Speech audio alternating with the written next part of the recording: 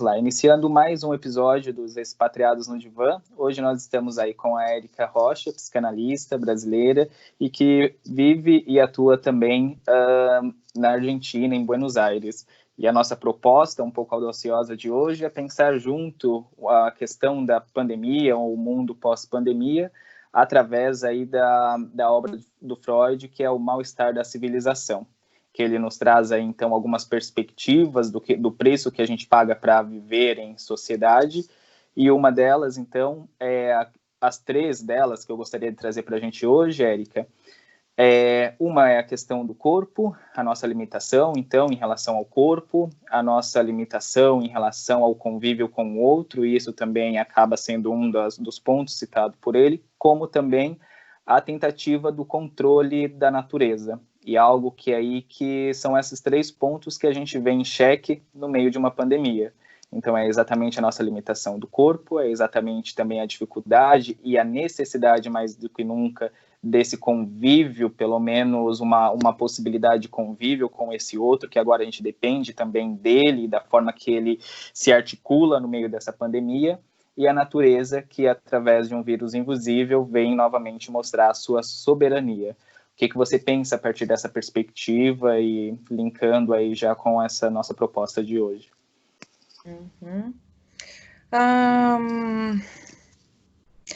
É interessante que a gente sublinhe que a Covid ela não inventou a morte.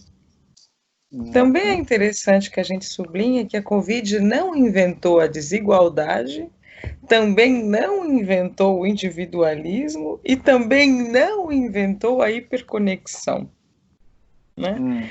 Digamos que a pandemia ela inventou algumas coisas, mas justamente a nossa dificuldade é que essas coisas são completamente novas, mas elas ficam muito associadas a coisas muito antigas, que justamente é o que Freud deu conta no texto do mal-estar da cultura. Que na cultura nós sempre vamos ter algum porém, sempre vai ter algo que atenta contra a liberdade suposta, né, de um sujeito. Então, temos limitações, temos regras, tem o mal-estar que gera o contato com o outro, né? Num texto, Freud tomou de Schopenhauer a fábula do porco-espinho. Acho que é interessante lembrar essa fábula antes de falar do que é o contato com o outro, né? Eu não sei se você lembra. Essa fábula, sim. ela refere que a impossibilidade ela está ligada a estar completamente distante do outro e a estar muito perto, né? O porco-espinho, ele tem um grande problema, que é o frio. Os espinhos, que funcionam como uma espécie de defesa, nesse momento são um ataque, e é a dificuldade do porco-espinho de poder receber esse acolhimento de outro porco-espinho. Então, quando se aproxima um porco-espinho do outro, eles se encontram com as puas, se encontram que a proximidade, ela provoca mais uma dor, né? Ela infringe contra a pele, que é justamente o que a pua protege, né? Exato. Então, é necessário que o porco-espinho encontre com outro uma distância, não sei se ideal, talvez não exista. Podemos falar dessa, que espaço é esse, né? Que espaço é esse necessário para que se possa, então, encontrar uma forma de convívio sem sofrimento, e se é possível. E agora, trazendo para a nossa realidade, eu acho que isso fica bastante evidente, então, curiosamente também, um vírus, com seu formato também é aí de certos espinhos, que nos diz: se distancie, vocês agora não podem mais ficar tão perto. E de outra perspectiva, isso que é o link que eu gostaria de fazer, porque a gente vai falar de uma perspectiva também onde o que possibilitou algum tipo de comunicação dentro, que vai traçar também e ficar evidente na pandemia, a conectividade através do online. Não sei como que seria essa pandemia se dentro de um outro, se o cenário fosse outro. E como que você vê, então, essas duas perspectivas? Se a gente está falando de um vírus que vem distanciar fisicamente, mas algo que já estava bastante sendo pensado sobre essa comunicação e esse distanciamento do outro, através dos artifícios da internet. E então, como que você vê nessa análise, e até a metáfora que você traz do porco-espinho, e estabelecido agora também pela pandemia? Que distanciamento é esse, agora trazendo para a nossa realidade? Como que você vê essas perspectivas? Bom, já existiram outras pandemias. A peste negra, né, ela dizimou a Europa. A pandemia, a nossa última, mais mortífera, né, antes do Covid, que era a de AIDS, né, e que provocou o uso do preservativo, né, que modificou a sexualidade. Bom, essa pandemia de agora, ela provoca o uso da máscara. Digamos que agora o nosso preservativo está na cara, né? Então tem uma relação de criar uma nova vestimenta, né? A gente pode pensar que o preservativo, ele não é só algo que distancia na sexualidade, ele é algo que veste. E agora temos a cara coberta, né? Como se estivéssemos no Oriente Médio, que sempre foi muito criticada a burca, né? Agora eu lembrei. Mas a vestimenta sempre apareceu como essa resposta a questões onde o outro aparece como perigoso. De fato, nós cobrimos o nosso corpo, né? As partes que consideramos perigosas por gerar, né? A questão da sexualidade. Então, eu acho que a pandemia ela é uma espécie de nova roupa. Ela é uma nova roupa porque ela cria, literalmente, a necessidade de um uso, né, diferente da nossa vestimenta, assim como as puas. Eu ainda estou nessa mesma lógica, né? A nossa pua agora é isso, né? Colocar a máscara. Mas, ao mesmo tempo, essa pua, ela não aparece só desde o ponto de vista imediato e material. E ela também não é nova.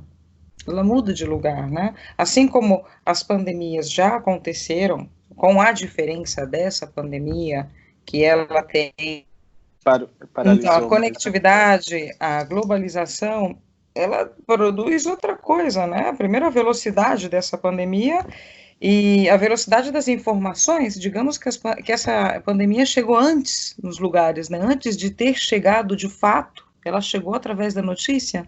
Aqui, por exemplo, na Argentina, nós já estávamos à espera do vírus, né?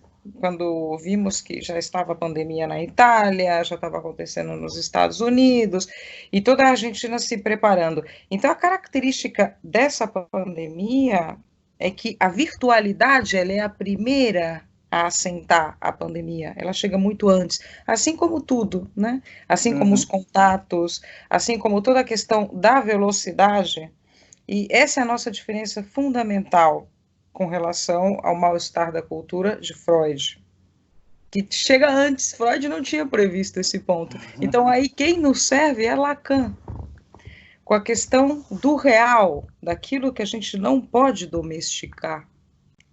Né? Freud pensou a natureza, esse é o meu portunhol, né? A natureza como aquilo que não se domestica. Hoje temos outros fatores que também não se domesticam, que é a viralização. A viralização é impossível de domesticar e é impossível de controlá-la, então as coisas chegam antes.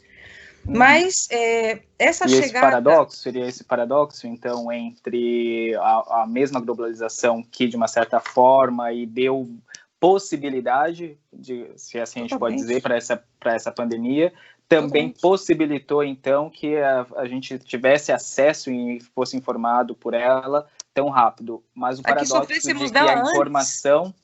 Exato, e que o paradoxo da informação nos trouxe ela antes, como você mesmo disse, a pandemia chegou antes mesmo do que ela viesse, através da informação.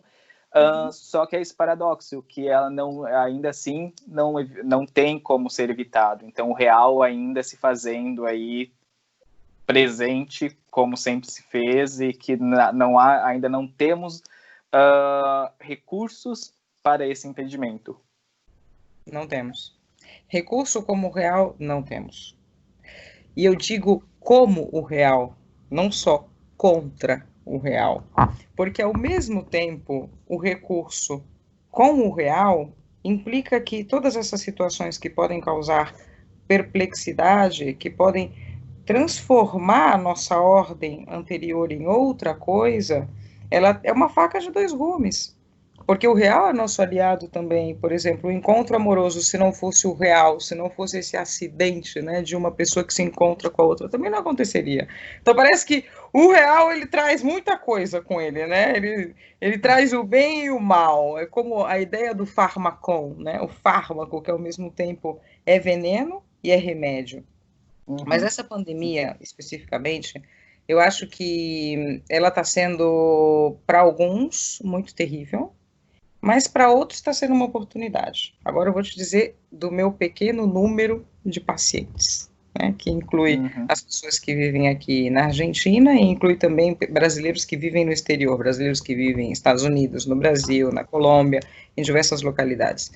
Para alguns que têm a possibilidade de trabalhar online, tem sido uma experiência interessante, porque diminuíram bastante o ritmo de vida, a poluição visual, sonora, o frenetismo da nossa vida contemporânea, né? Por mais que a internet traga um pouco esse frenetismo, porque faz com que as coisas cheguem antes, não é a mesma coisa o sujeito com o corpo, né, caminhando por aí e se encontrando todos os dias com um montão de estímulos que não dá conta. Então, por um lado, isso também revela que algo óbvio, que a nossa ordem antes da pandemia também não era nenhum paraíso. Que tem muita gente dizendo, ai, que tragédia, né? Agora que chegou a pandemia, ó, que mundo terrível. O mundo já não era tão suave, nenhum paraíso, né? De fato, muitas pessoas estão melhores, né? Já estava em frangalhos antes mesmo que viesse a pandemia. Ela veio nos evidenciar algo que já chegaria mais cedo ou mais tarde sem a pandemia. Pois é, né? E também ela vem mostrar quanto o nosso mal-estar nessa cultura, ele é anterior. A pandemia, ela não inventou um mal-estar, ela produz outro, né? E às vezes essa substituição também funciona como uma substituição nos sintomas, né? De repente, sujeitos que tinham sintomas que duravam bastante, como, por exemplo, um que tinha muita dor de cabeça e de repente deixou de ter. E começou assim a interrogar, dizer, como é possível que agora eu tenho menos dor de cabeça? Ou outros casos, né, de pessoas que foram viver juntas com seus respectivos companheiros, companheiras, e descobriram que essa relação era terrível, algo que já sabiam de fato. Mas esse real apressou uma decisão, aí é com o real, não contra o real. Esse real apressou a decisão de uma ruptura. Então tem muita coisa interessante, porque certas decisões, elas são tomadas em momentos assim, quando o sujeito está em xeque. Essa expressão que você usou, que eu acho que é muito adequada, né? Ele está em risco de perder a cabeça como rei, né? Sim, e nesse ponto, podemos dizer que esse real é o que move a posição subjetiva. Digamos que é um efeito analítico daqueles, né? Você tem uma perspectiva, se assim a gente pode dizer, um pouco mais, não gosto muito dessa palavra, mas um pouco mais positiva, se assim a gente pode dizer, dentro de um contexto social e civilizatório, se essa descoberta, esse véu que saiu do real, será que nós, como civilização, vamos lidar com isso? Porque o processo antes era de total negação. Então, os excessos das compras, os excessos era numa tentativa absurda da negação do real. Então, era um tempo, como você mesmo estava trazendo, sobre a dificuldade que era antes trabalhando, todo mundo para todos os lados, e agora essa possibilidade do home office, que vem dizer, então, que teremos mais tempo talvez para nós, ou então para poder tocar um pouco mais na reflexão desse real. Você tem uma perspectiva que talvez agora a gente, como sociedade, como civilização, a gente não retroceda e encare um pouco mais esse real, ou a sua perspectiva é um pouco mais negativa no sentido de que talvez essa pandemia não vai exercer o efeito analítico que a gente gostaria que exercesse na cultura? Não sei. É difícil porque justamente como nós estamos numa situação tão nova, não dá para saber. Assim, não sei se vão haver transformações no sistema econômico, né? Se é o que você refere. Tem muitas pessoas que dizem que sim. Por exemplo, Zizek, ele é alguém que está afirmando que chegamos num ponto de inflexão e que agora não vai poder ser tudo como era antes, mas também tem outros que pensam que sim. Tem muita gente especulando com essa ideia e apostando que sim, apostando que não, mas como é o real, é imprevisível. E eu acho que nós temos a chance de lidar com o imprevisível, aceitando o imprevisível como tal, porque justamente o ponto sintomático é transformar o imprevisível numa certeza ou numa hipótese e antecipadamente jogar por uma hipótese, mas não no sentido de se colocar uma posição, no sentido do jogo mesmo, né? De suportar, de dar um espaço para que então a gente... Porque eu acho que até essa perspectiva, até reformulando a minha pergunta, porque a minha pergunta pode se tornar exatamente aquilo que a gente não quer reforçar aqui, numa tentativa de responder o real, e esse real que agora então nos sinaliza, deixe de tentar me responder e apenas tente suportar. Então acho que essa, e aí, o que vai ser pós-pandemia, é exatamente uma falácia no sentido de o que a gente deve tentar evitar responder algo e abrir espaço para que isso venha a surgir e nos dizer do que se trata esses efeitos sociais e esses efeitos pós-pandemia. Uhum. E principalmente porque contra o real não existe uma simbolização. Com o real existe algo a fazer. Mas contra é a tentativa de simbolizar. E essa tentativa de simbolizar é justamente todo o mal-estar do sujeito, né? O de encontrar sentido e de que tudo tem que ter um porquê. E esse porquê a gente já sabe que está ligado ao ideal, está ligado à neurose, ele está ligado a muitas questões que não tem a ver com, por exemplo, uma sublimação. Não tem a ver com várias outras questões. Para a gente contextualizar um pouco, como a perspectiva dessas lives e desses vídeos também é, de uma certa forma, conseguir traduzir um pouco a psicanálise para talvez quem não é do meio psicanalítico, como que você traria aí uma explicação desse termo que é complicadíssimo para os psicanalistas, que é o real? Como que você poderia trazer um pouco para quem aí não é da psicanálise entender que coisa é essa que a gente tanto fala desse real? Basta pensar na música O Que Será. O real é o que será que será? Não tem resposta. É justamente esse o ponto do real. É um ponto de buraco na resposta. É um lugar onde não existem simbolizações, representações, onde não é possível preencher com a forma que a gente costuma usar o simbólico, que é através das palavras, dar sentido, né? O real, ele tem outra dinâmica, e o real também é aquela pedra. A gente também pode pensar em Drummond, para os leigos, leiam Drummond, quando Drummond tem o poema do tropeço, com a mesma pedra, é tropeçar naquela pedra, essa mesma pedra que está lá no meio do caminho. Então, o real a gente pode pensar com Chico e com Drummond. Uma das perspectivas que acabam utilizando também para essa definição tão difícil, porque exatamente o real ele se caracteriza por não definição, não senso, então é assim que ele é preciso não tentar defini-lo, porque ele é sem definição, e algo que a gente pode assim colocar do próximo do real é a morte, talvez, né, nessa perspectiva. E então acho que então para quem talvez não tenha entendimento do que se trata esse real que a gente fala, é exatamente aquilo que a linguagem e que a vida, dentro de todos os seus símbolos, tenta preencher e que ainda algo escapa. E é isso que a gente, como processo civilizatório, tenta dizer que não existe, porque é difícil suportar isso que não se pode imaginar. É dar espaço para o infinito sem contorno, e isso é tão difícil para que a gente consiga suportar também. Como suportar aquilo que eu não tenho forma e não sei dizer, não sei imaginar, e ainda... Não tentando fazer tudo isso, é um caminho. Exato. Não tentando todo esse caminho, é um caminho possível, mas também não é o único, porque justamente nós temos a possibilidade de pensar que um final de análise possível é poder lidar com os três registros, o imaginário, o simbólico e o real, sem que um tenha que se superpor, né? Que na verdade não se superpõe, mas o problema é o esforço em que isso aconteça, né? De imaginar aquilo que não tem uma imaginação, ou de repente colocar sentido naquele que diretamente não tem sentido, ou não tem um sentido conhecido. Pode ter amanhã, mas não tem hoje. Mas o importante é o que há para hoje, né? Então, se amanhã vai ter, isso é outro assunto. Talvez seria, por exemplo, um exemplo da vacina.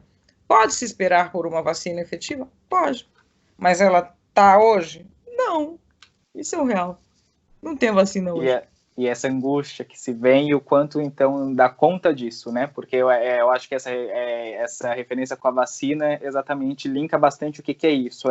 Não sabemos tem e não tem, e aí é lidar com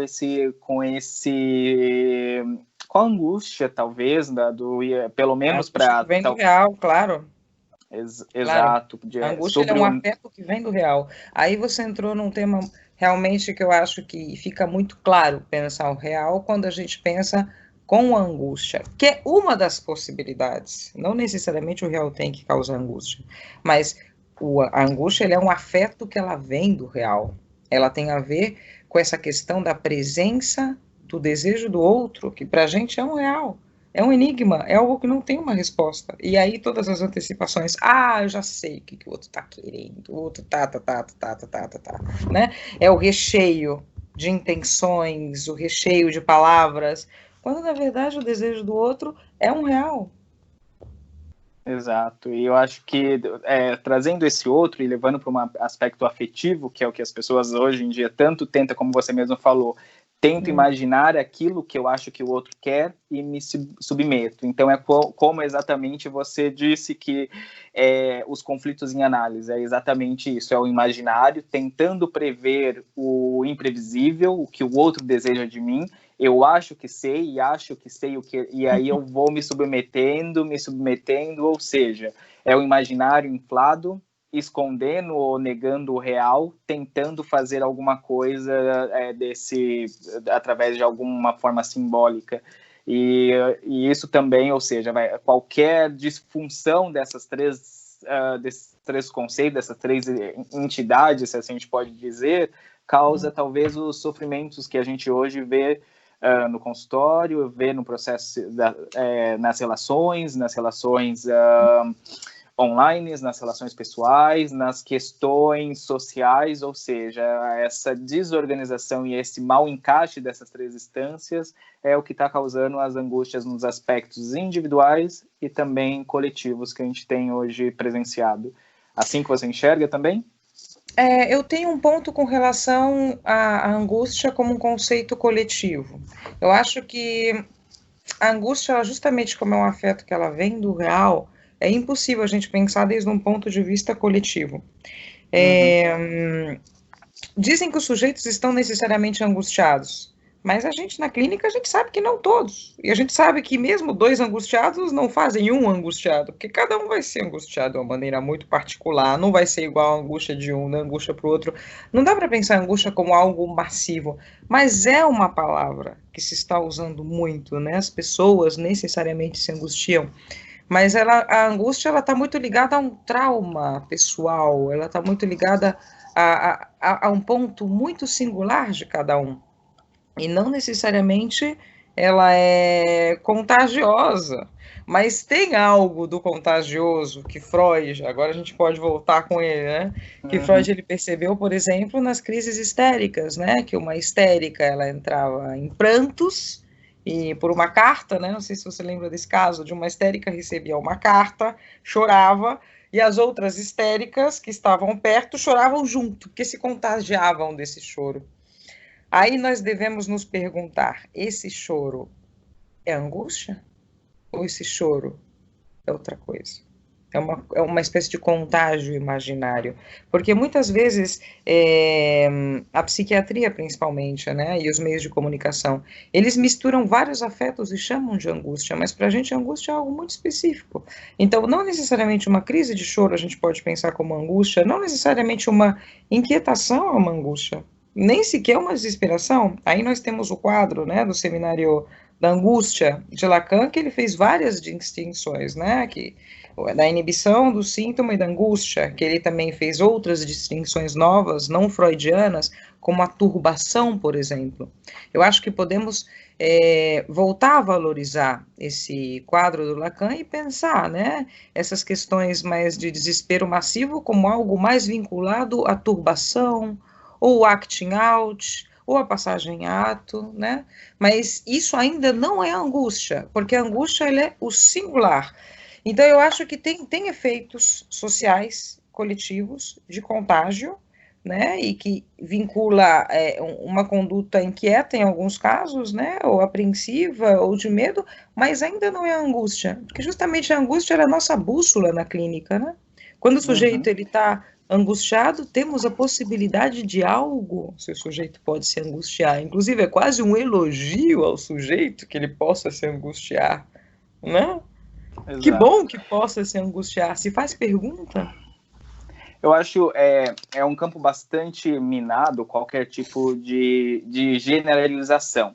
Só que pensando nessa proposta ainda do texto Mal-Estar da Cultura, Mal-Estar da Civilização, uma das perspectivas trazidas por Freud também é esse pêndulo do qual nós, como sociedades, estamos indo entre...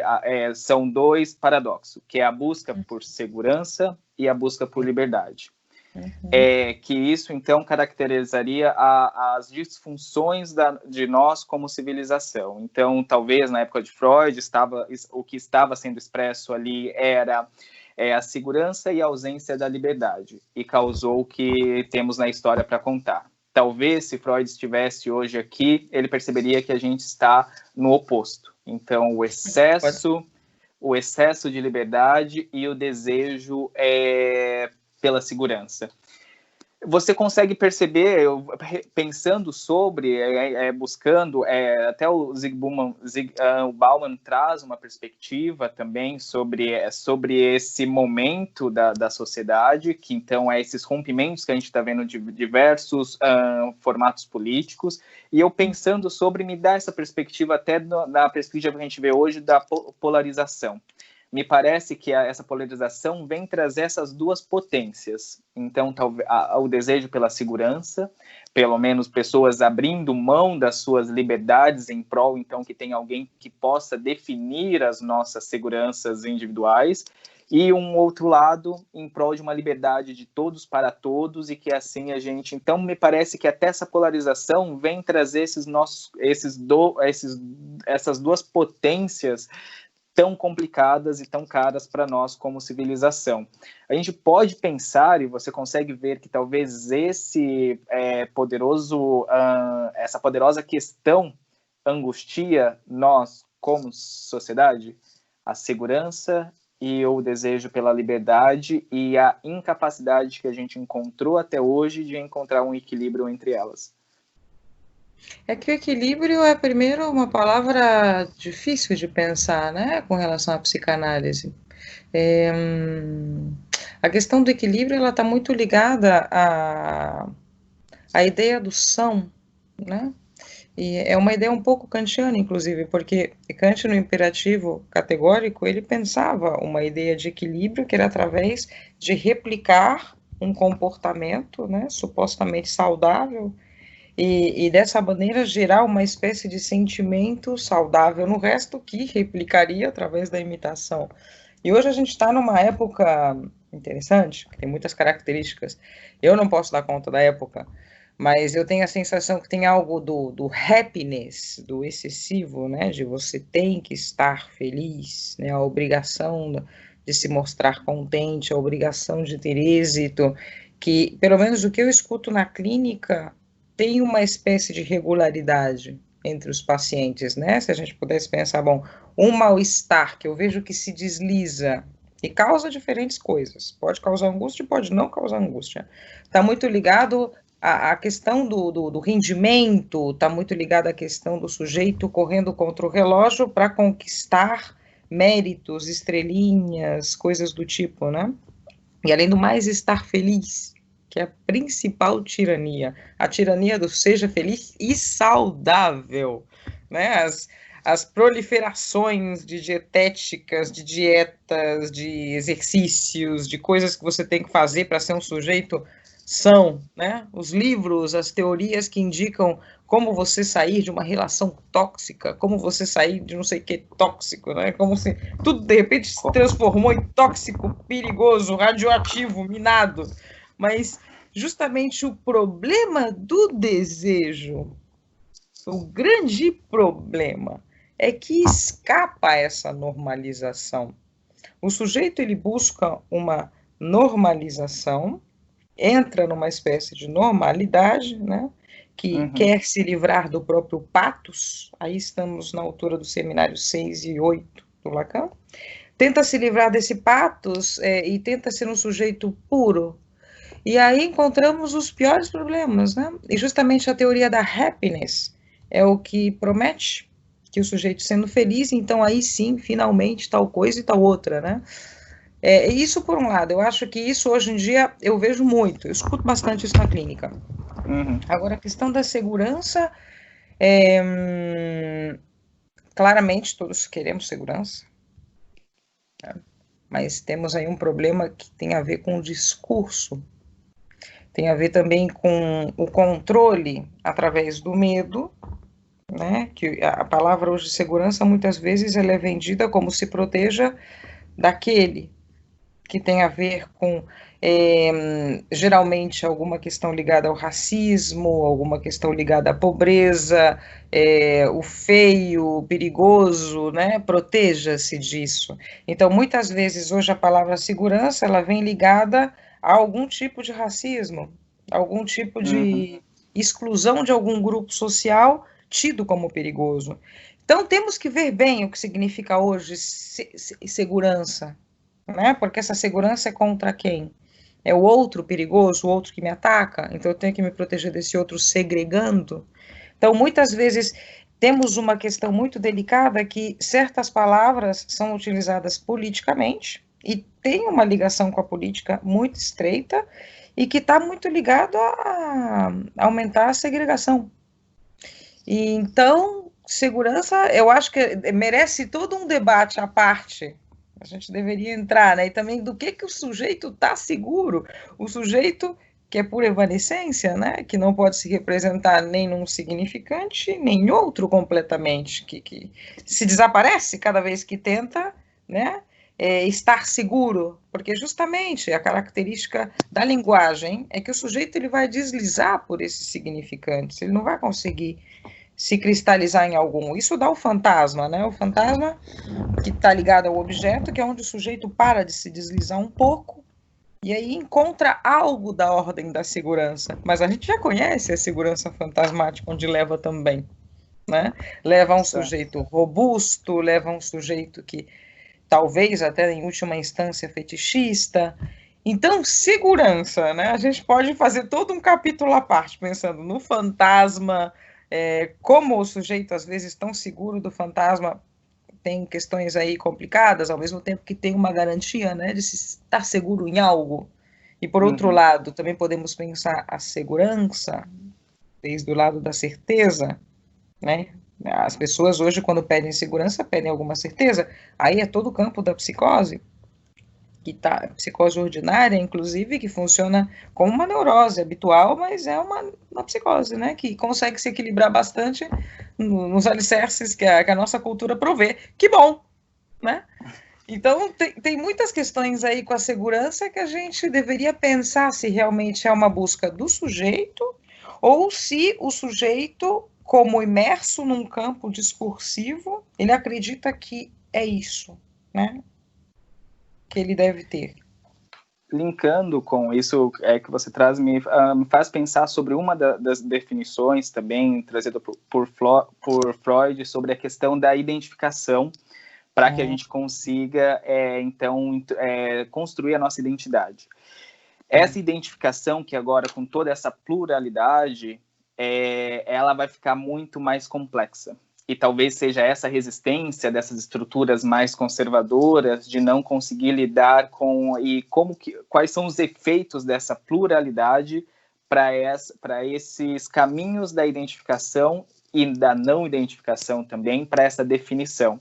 Na minha perspectiva, será mais rico dentro de mas é algo do novo também, é algo do não saber, é algo que a gente precisa conseguir suportar, porque é algo aí nunca visto antes, se assim a gente pode dizer, todas as estruturas referenciais do qual utilizamos antes para então negar ou para nos identificar, está em movimento.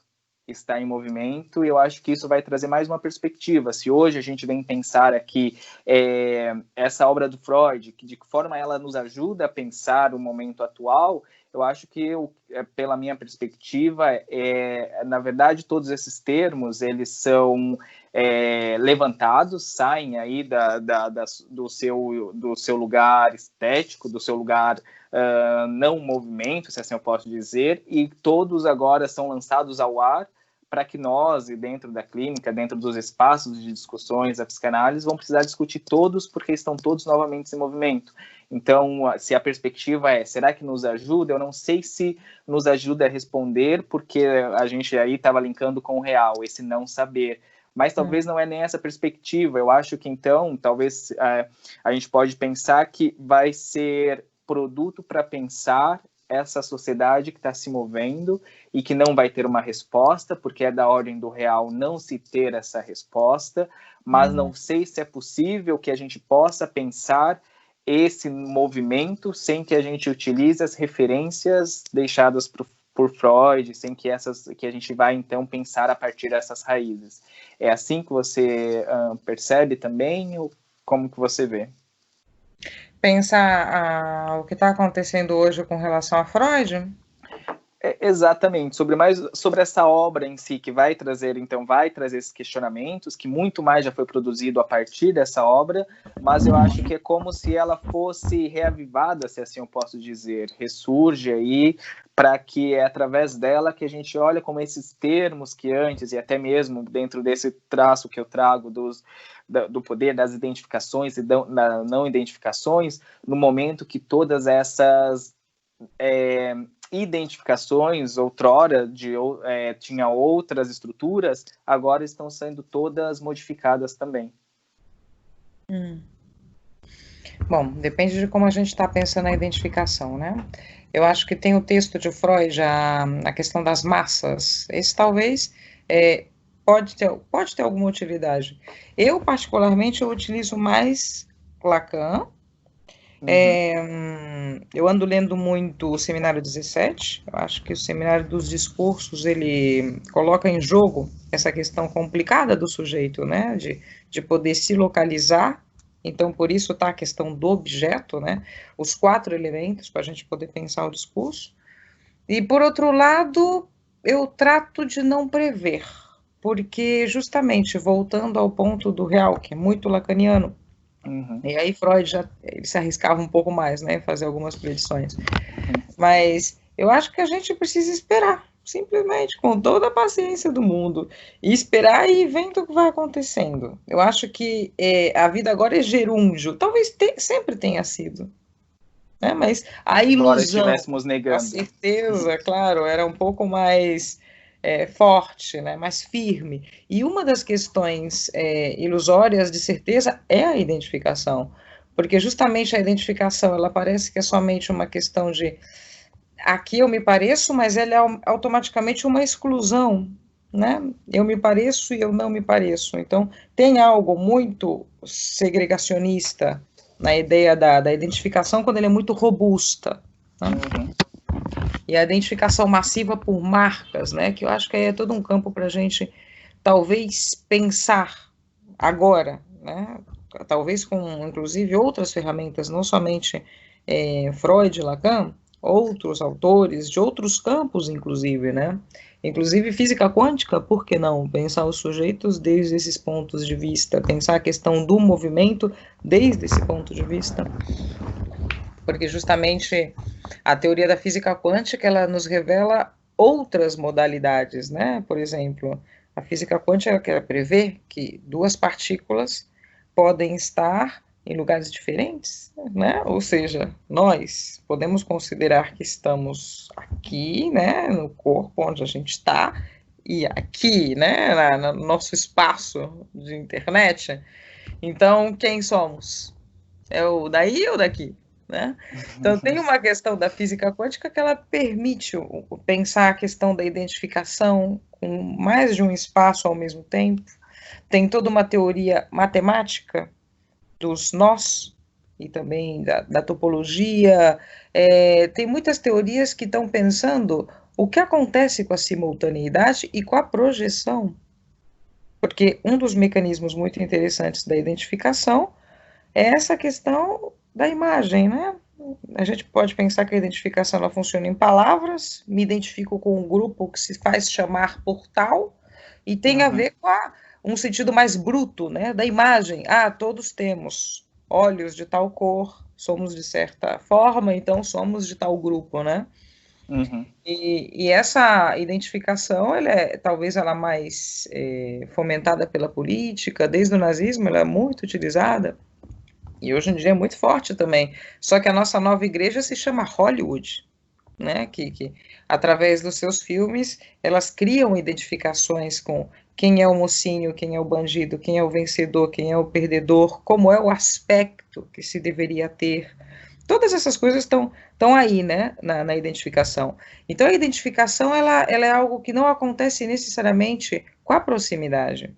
Ela pode acontecer com muita diferença e muita distância, inclusive distância cultural, né? Olha só, a influência da igreja Hollywood no mundo inteiro, de homogeneização, mas essa homogeneização, ela gera violência, porque não tem outra forma de se responder a isso, né? Porque é a negação do outro. Então, tudo isso está por ver, né? Vimos agora há pouco tempo essa manifestação nos Estados Unidos, pelo assassinato, né, uma pessoa de raça negra, e toda a mobilização, todas as pessoas de raça negra, mesmo com o risco, né, de um contágio, foi para manifestar contra isso, né? Então aí a gente vê que os Estados Unidos ele também não é homogêneo dentro dele mesmo. Pese a que vende essa imagem com os filmes, né? Mas tem muita coisa para pensar aí. Eu acho que a gente tem que usar muito mais do que Freud e Lacan. Nós, psicanalistas, temos a obrigação, talvez, de realmente ter uma imersão na cultura, em todas as ideias que se produzem em vários campos, para a gente poder pensá-las, né, junto com as nossas, não só que nós nos segreguemos entre Freud e Lacan, e esse é o nosso tesouro, nossa única forma de pensar. Senão, não é possível exercer e fazer psicanálise se a gente também não bebe em outras fontes do qual produz esse sujeito que vai chegar até a clínica, até o consultório. Então, se a gente não expande, a gente não consegue saber do que se trata, aquilo que vai ser ouvido dentro da clínica. Fundamental, e abrir possibilidades, inclusive de que Freud pode ter estado completamente errado. A gente não lê como uma Bíblia, né, de que nossa ideia é ser cada vez mais inquisidores e pesquisadores e colocar o nosso material, o que a gente está vendo hoje. Tem muitas questões, por exemplo, que Freud pensava como impossível na clínica, e hoje, por exemplo, Lacan eliminou o preconceito com relação à psicose, porque ele fez uma clínica possível para psicose, psicanalítica, né? E ancianos também, Freud tinha uma questão, né? Que depois de determinada idade, para que analisar? E vários preconceitos, mas a gente também não pode pedir tudo a Freud, ele já inventou a psicanálise, ele precisa tudo, nem tá ainda certo. O quanto ele, de uma certa forma, não colaborou para a questão do racismo também, embora ele aí tendo sofrido questões de preconceitos de etnia e tudo mais, ele não pensou o sujeito que está aí vítima, principalmente do racismo, e do qual ficava da impossibilidade dele, porque se a gente vai falar também agora numa perspectiva da situação brasileira, que se a gente vai falar dessas referências, as referências do qual a gente aí cresce, que é a cultura negra a partir da escravidão. E se a gente vai falar da necessidade de tudo que vai construir esses processos identificatórios, não era possível para Freud pensar sobre essa questão. Então, acho que esse ponto que você traz é muito importante que a gente possa usar como referência, mas que a gente tem uma responsabilidade muito grande de pensar o nosso tempo através de algo que foi iniciado por ele, mas a gente está falando de algo iniciado que também não terá fim e sempre precisará estar sendo pensado pelos analistas e pelos psicanalistas presentes. Os que virão depois estarão lidando com outras demandas, com outras questões, e a gente só pode também estar aí limitado ao nosso tempo, porque a partir dele a gente não sabe o que questões sociais e civilizatórias virão a partir de nós. Uhum. E além do mais, o próprio sujeito, por mais que a questão civilizatória permaneça idêntica, o sujeito sempre vai trazer uma diferença. Sempre vai haver algo que não encaixa. E justamente, talvez, aí é a parte do belo, né? Quando aparece no sujeito algo que aí não tem muito a ver com a civilização. Está à margem, né? E aí do qual, pelo menos, a perspectiva é intensificar isso que está à margem, só que para que possa, talvez, esse sujeito ter uma possibilidade de, entre aspas, se salvar no meio a todo esse não saber, e talvez caminhe aí alguma direção sobre... De singular, né? Que o sujeito Exato. possa chegar num ponto do seu singular. É o máximo, talvez, que a gente pode aspirar, a máxima diferença, né? Aí dizendo literalmente, do ideal com relação ao objeto e a singularidade, né? Agora, nós, desde a psicanálise, temos muita responsabilidade com relação a saber que Freud ele alterou a cultura, né? Porque ele colocou o inconsciente como um elemento mais da cultura. E a partir daí esse elemento ficou como estabelecido, é parte da cultura. Mas para o Lacan, que não conseguiu o mesmo lugar, né? Ele não alterou a cultura, ele alterou alguns psicanalistas, mas ele pensa o inconsciente desde outro ponto, que também vale a pena todo um outro capítulo para abordar isso. Então, exato, também temos esses pontos, né, desde que lugar cada um viu o inconsciente, como a gente agora pensa o inconsciente. Será que o nosso inconsciente ainda é lacaniano? Também é a pergunta, porque estamos falando de Freud, mas ainda não colocamos no banco dos acusados a Lacan, porque pode ser que também o nosso inconsciente, Lacan já já não seja tão atual, né?